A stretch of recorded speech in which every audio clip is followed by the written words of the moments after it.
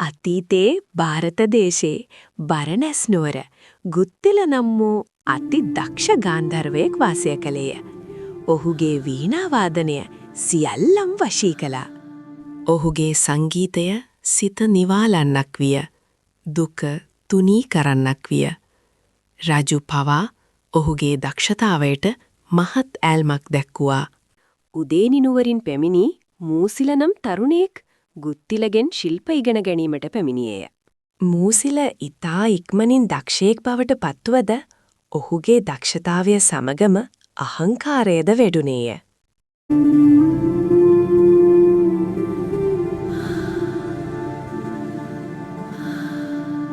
මූසිල තම ගුරුවරයාට අභියෝග කරමින් සමාන තත්ත්වයක් ඉල්ලා සිටියේය.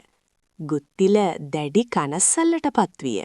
ගුත්තිලගේ ශෝකය දුටු සක්‍ර දේවේන්ද්‍රයා පෙනී සිටිමින් ඔහුට උදව් කරන බව පැවසියා. ගුත්තිල වීණා තත් එකින් එක කඩා දැමීය. පුදුමයකි තත් නොමැතිවම අතිශයින් මිහිරි නාදයක් පැතිර ගියේය. ගුත්තිලගේ ගුරු භක්තිය සහ නිහතමානීකම ජයගත්තේය. ගුරු ගෞරවය සෑම විටම උතුම් වේ.